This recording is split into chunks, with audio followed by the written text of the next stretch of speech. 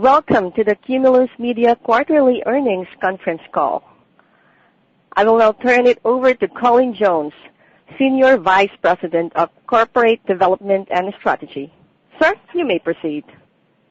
Thank you, Operator. Welcome, everyone, to our fourth quarter and full year 2019 earnings conference call. I'm joined today by our President and CEO, Mary Berner, and our CFO, John Abbott.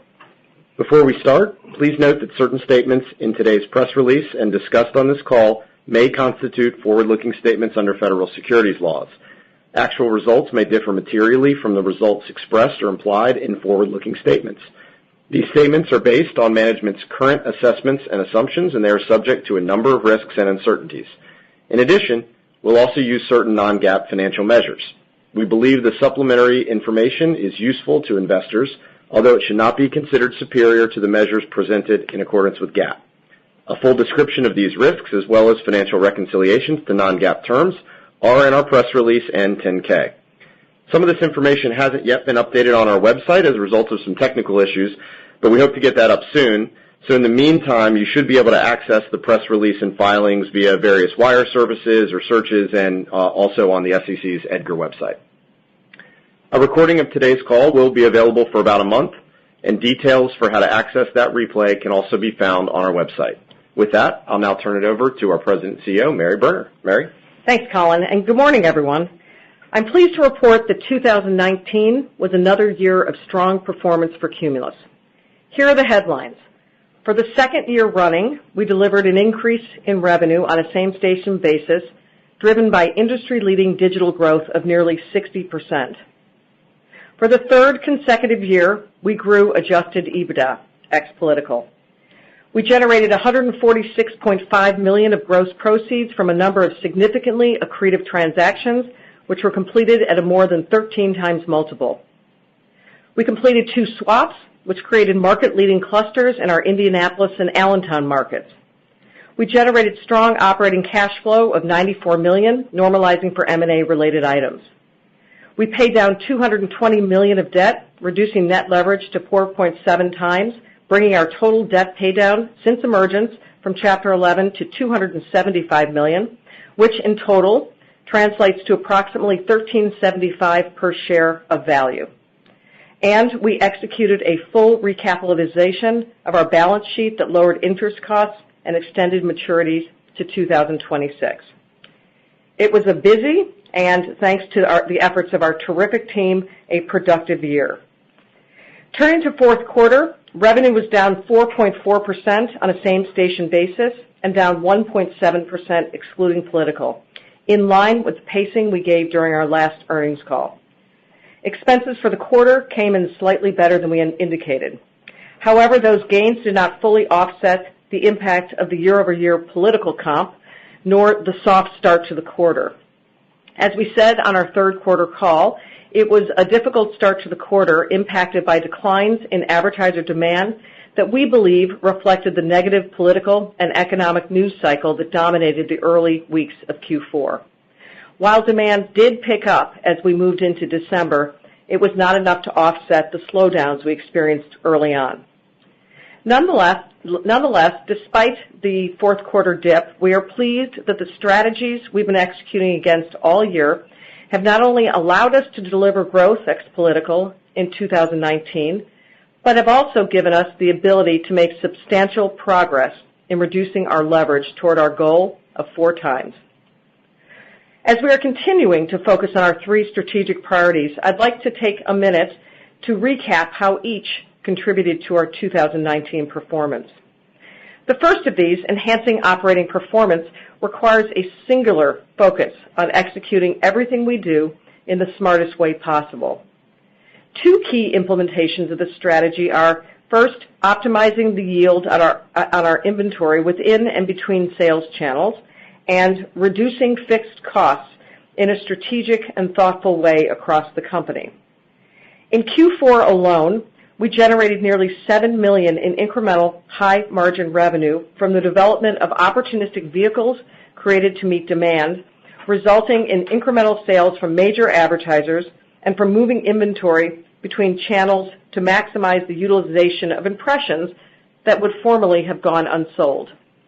In total, since we started tracking this benefit in Q2 2019, the new revenue management capabilities that were fully rolled out this year have produced approximately $17 million that we would not have generated without them, which really illustrates the importance of this initiative. On the expense side, we are relentless about identifying opportunities to eliminate redundancies, streamline processes, and implement technologies that enhance efficiencies, all with the objective of reducing our cost base without impacting the top line.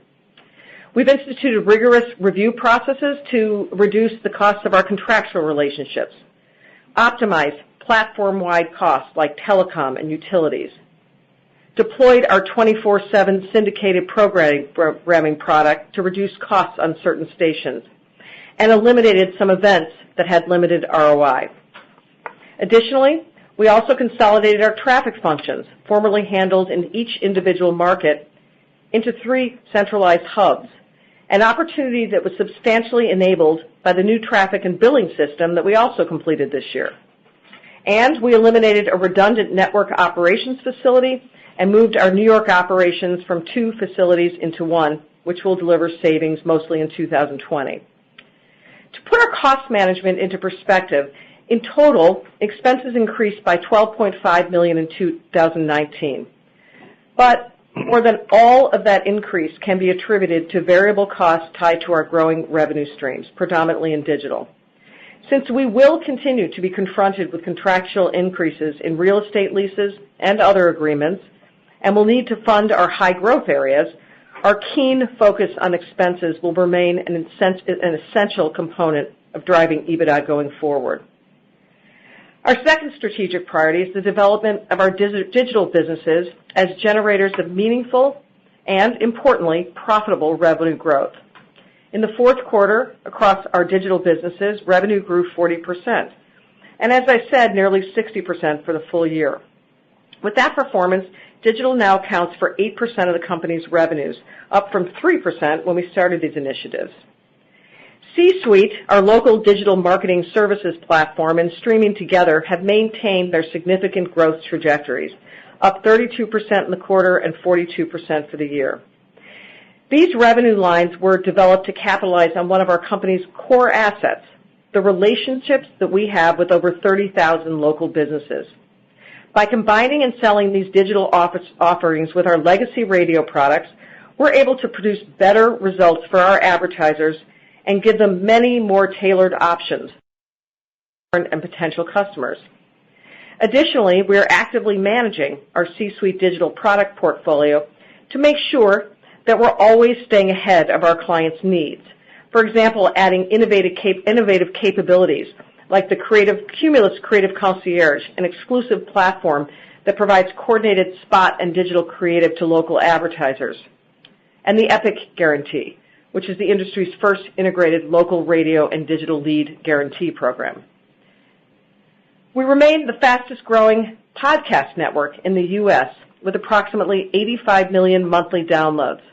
In 2019, we delivered over $25 million in revenue for the year, more than doubling on a year-over-year basis, which exceeded our publicly stated target, and importantly, continued to deliver solid contribution margins. Given the expected strong 2020 political advertising environment, it's worth noting that our podcast business is particularly well positioned with its stronghold in the news talk vertical. In addition to Ben Shapiro, who consistently ranks in the top 5 among all 850,000 podcasts, we field a robust roster of politically oriented podcasts, including rising star Dan Bongino, a conservative powerhouse and best-selling author, whose podcast has doubled its audience in 2019, finishing the year with 5 million monthly downloads. We've also been increasing our podcasts in the sports genre, including Mouthpiece, the newest sports podcast to join our network, featuring NFL defensive lineman Michael Bennett and his wife Pele, which, within 2 weeks of its January 31st launch, ranked number 1 on Apple Sports Podcast Tracker. And we continue to expand on the synergies between our broadcast radio and podcast platforms, most recently with our partnership with Pat McAfee, former NFL Pro Bowler and social media star, which includes 3 weekly podcasts and a rapidly growing syndicated sports radio show that is now carried on more than 100 affiliates. Our last major strategic priority is optimizing our asset portfolio. As I mentioned, in 2019, we executed several significant transactions, most notably 2 sale transactions that generated $146.5 million in gross proceeds at a highly accretive multiple, station swaps that bolstered our positions in Indianapolis and Allentown, and we announced the sale of WABC AM in New York, which we expect to close soon.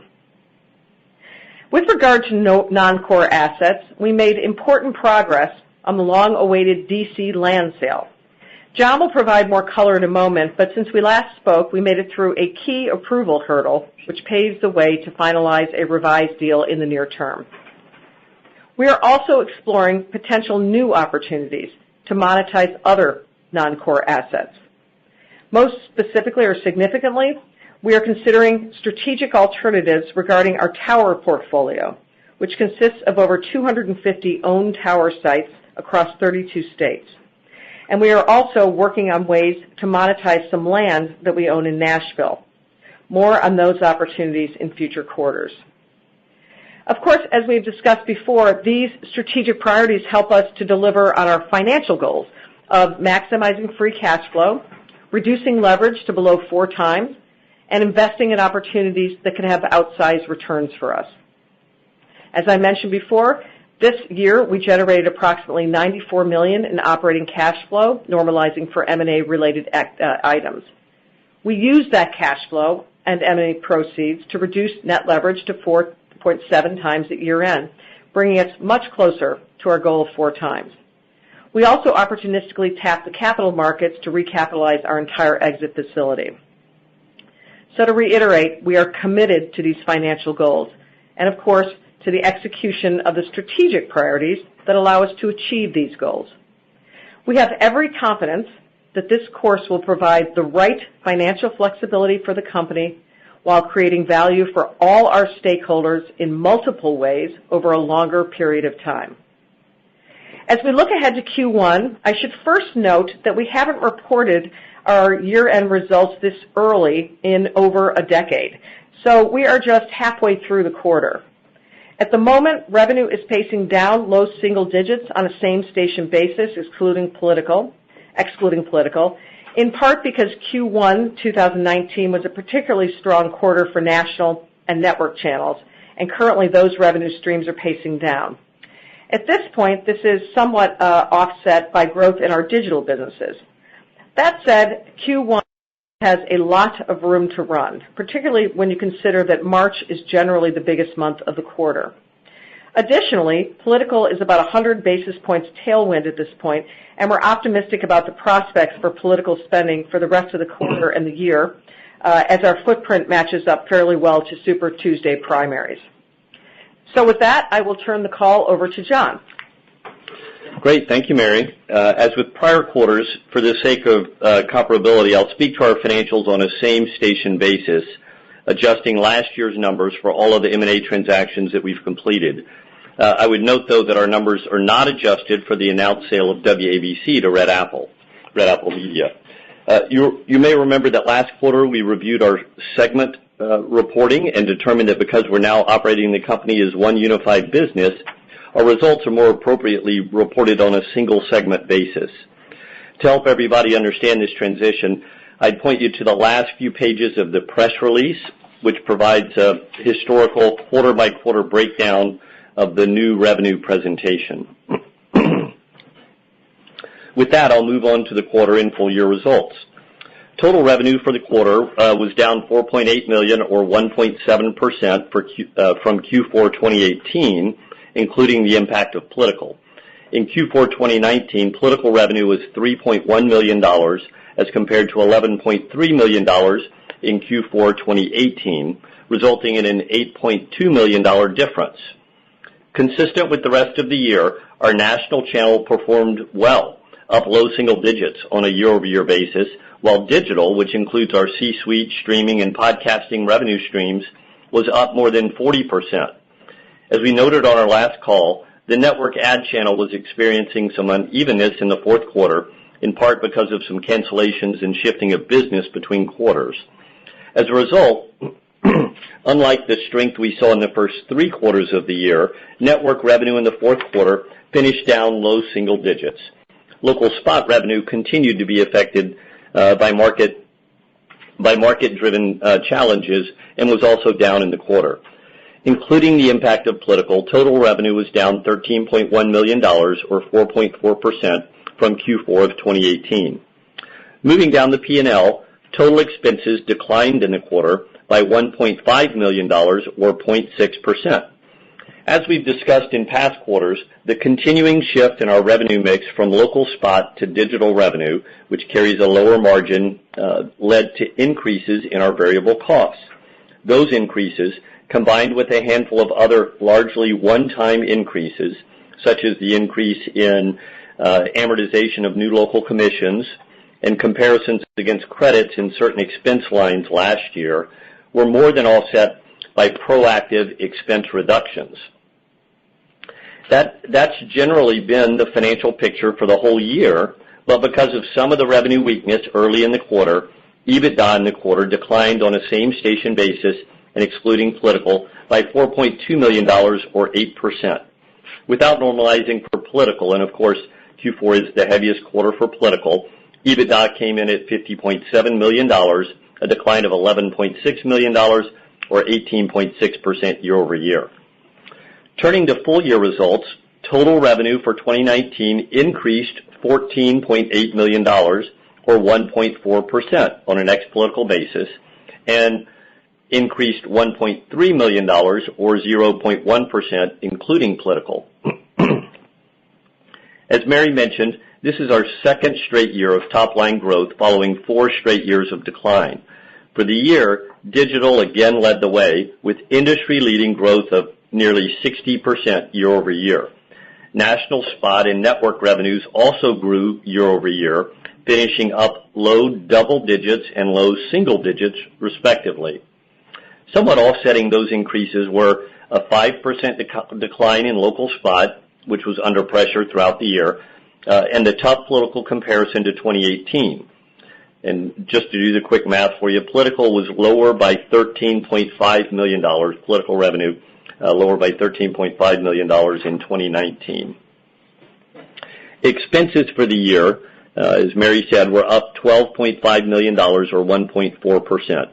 We saw the same general financial picture every quarter this year, which was solid revenue growth driven predominantly by digital revenue, but with an underlying shift from higher margin to lower margin revenues, driving a net increase in variable expenses.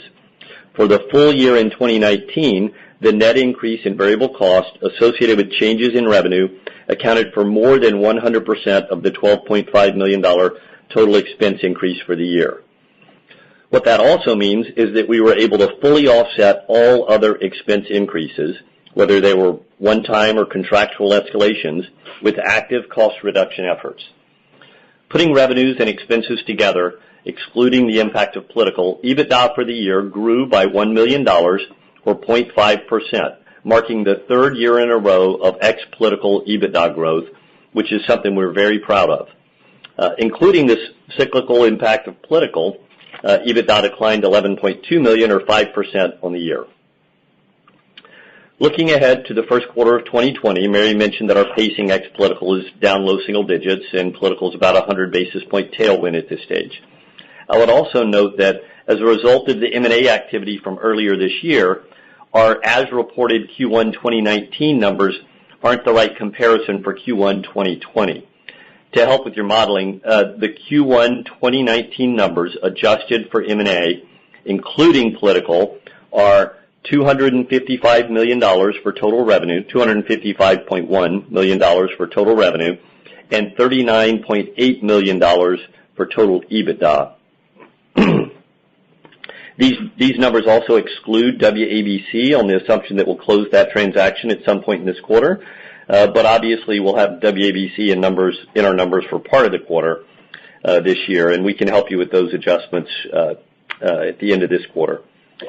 As we look ahead to Q1, we also thought it would be helpful for you to know that in Q1 last year, we had about $900,000 of political revenue. And to remind you that our network channel had a particularly strong quarter, which creates a tough comp for us this year that, based on current pacing at least, is going to be hard to match. Additionally, some of the one-time expense items that we saw in the fourth quarter, such as the amortization of new local direct commissions and credits rolling off related to certain contracts, are going to produce one-time year-over-year expense increases in Q1 of a couple $1 million. As we look further into 2020, those particular expense increases are not expected to continue. Now, moving off the P&L, we spent $12.1 million on CapEx in Q4, compared with $7.8 million in Q4 2018. For the full year, we spent $29.5 million, in line with the $29.7 million we spent last year. We continue to believe that ongoing maintenance capital required for the business is around $25 million. These past few years, facility moves have driven this number up to $30 million, and in the upcoming year, we have some more facility moves that will again take our CapEx up closer to $30 million. Turning to the balance sheet, we actually had a pretty quiet quarter after the flurry of activity this past spring and summer. We currently have $523.7 million outstanding on our new term loan, slightly reduced from its initial balance of $525 million as a result of our mandatory quarterly amortization payment at the end of the year. That loan bears interest at a rate of LIBOR plus 375 and has a maturity of March 31st, 2026. We have $500 million outstanding on our 6.75% senior secured notes, also due in 2026.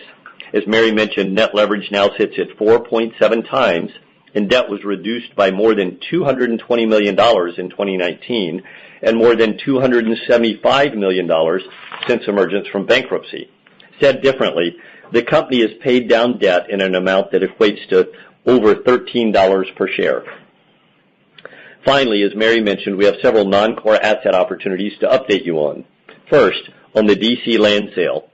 As we've discussed on previous calls, the development plans of our buyer, Toll Brothers, were met with significant opposition from community organizations that continuously appealed the approvals that Toll received over the course of the project.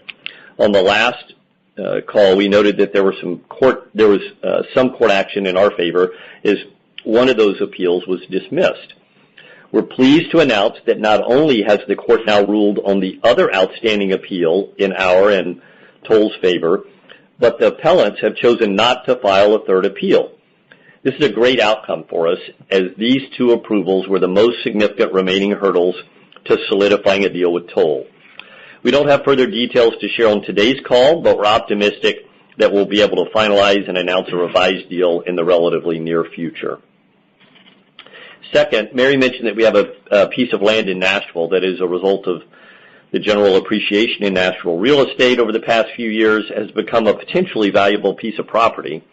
Given that we currently have multiple locations in Nashville, we see an opportunity to possibly consolidate our operations there, freeing up that property for sale, which would generate more value for the company than we'd realize from continuing to use it as we do today. It'll take some time for us to flesh out the details associated with the opportunity, since we're still in the early stages, but we look forward to sharing more with you as time goes on.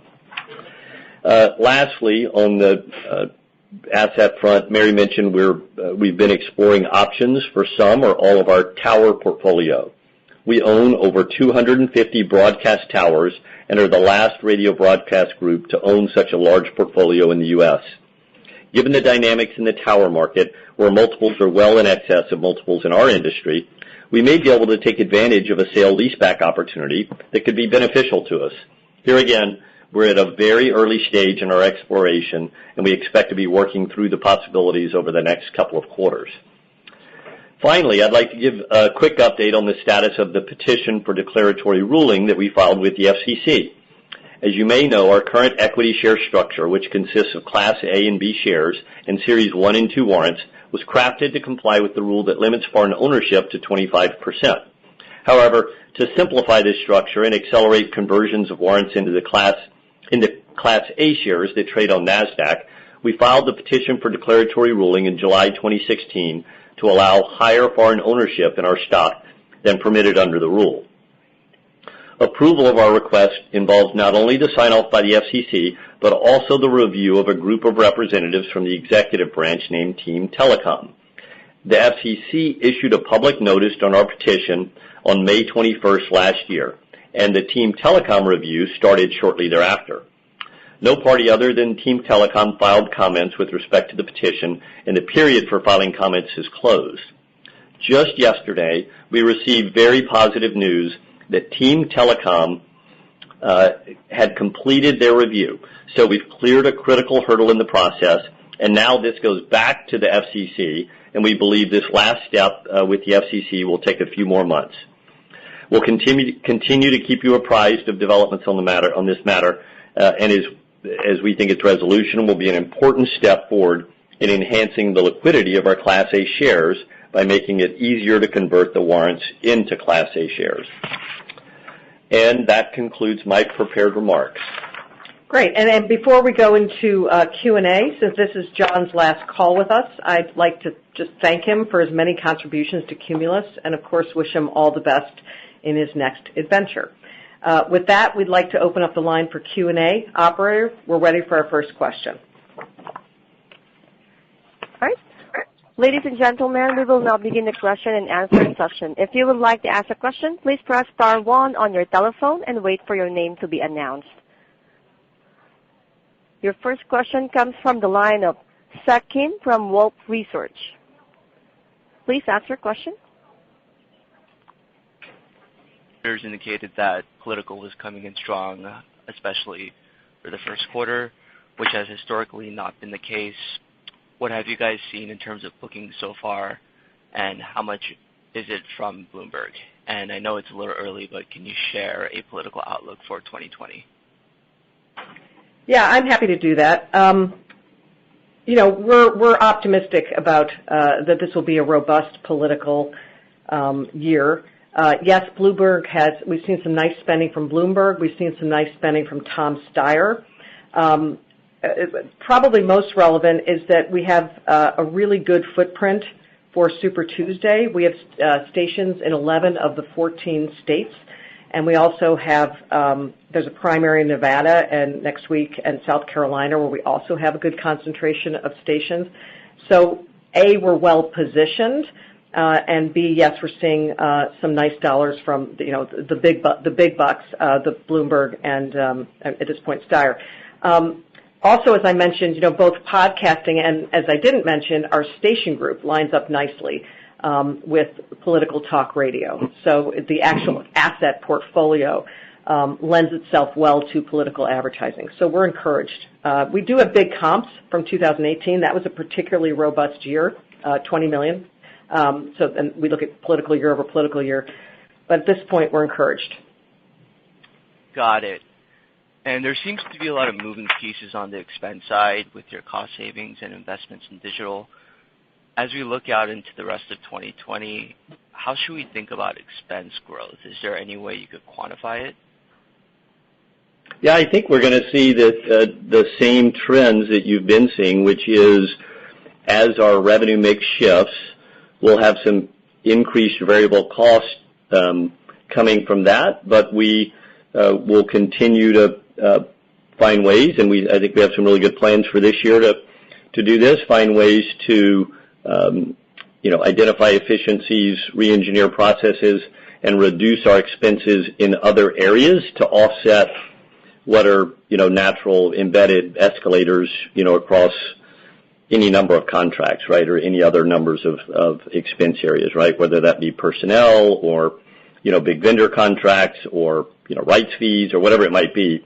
Pretty much all of those have escalators in them, or by their nature go up year over year, right? Think about it, insurance, healthcare.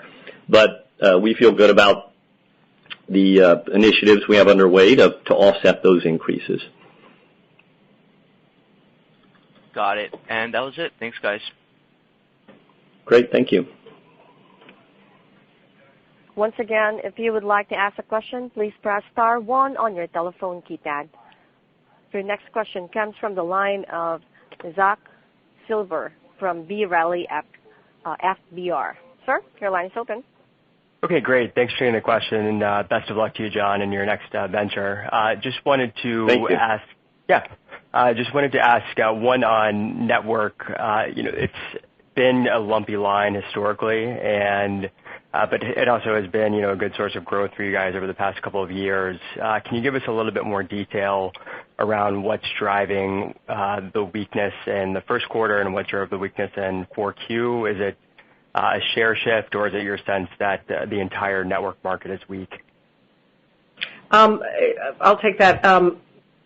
Thanks for the question, Zach. Mm-hmm. For Q4, you characterize it correctly, is that the network marketplace tends to be pretty lumpy, and fourth quarter was no exception. With regard to fourth quarter, obviously, I think as we said, we had some quarterly shift. We had the impact of the e-cigarette cancellations, which of course we benefited from earlier in the year. And then there were some late cancellations. The actual network marketplace also was, as far as we could tell, was down in the quarter. So that, however, there was nothing that, and then in first quarter, what we're seeing is, as we mentioned in the prepared remarks, a tough comp from a very, very strong first quarter last year. But there's nothing fundamentally changing that we see that makes us think we should change our strategy or anything that we're doing in the big picture. Okay, that's helpful. And then, the tower portfolio monetization is intriguing, and I understand that it's still kind of early days in looking at that. But some of these publicly traded cell tower companies trade at pretty rich valuations, and understand that radio is a bit different. But is there any way that you can potentially frame how to look at that opportunity before before you're able to provide more detail on that? It's definitely too early to get into that at this stage, but we are excited about the opportunity, both that and the Nashville land opportunity. I mean, as you point out, the multiples in the tower space are very high, and we believe that we're not getting any credit for the value of these assets inside our company. So if there's an arbitrage tries to be extracted there, we believe it's a really good opportunity for us, and that's actually how we feel about the property in Nashville as well. To give you a sense, we have a 3.3-acre block just outside of downtown, and Nashville is a pretty hot market right now. So, again, it's early days, but we look forward to sharing more when we can. Got it. And then one more, if I could, just on the portfolio optimization initiative. I don't think that you guys touched much on that in the prepared remarks, but do you see any more opportunities to execute swap transactions in 2020? And secondarily, can you give us, from your vantage point, a sense of how healthy you see the radio M&A market as? This is John. I'll comment on it a little bit. We've talked about it some in the past. That on the swap side, it is very opportunistic, and it's a matter of finding the right counterparty and the right fit between two markets. And if you get into a three-way swap, it gets incredibly complicated. So we remain, very interested and open to swaps or other M&A where, the opportunity presents itself for us to bolster our position in any of our markets. And so I would say it's still an important part of our strategy, but it's also, something where you really have to have all the stars align to be able to pull it together. Got it. Thank you very much. Great. Thanks, Zach. No further question at this time. Presenters, please continue for your closing remarks. Thanks, everyone, for joining today, and we look forward to speaking with you again soon. In the meantime, have a great day. Thanks. Bye. Thank you again for joining us today. This concludes today's web conference. You may now disconnect.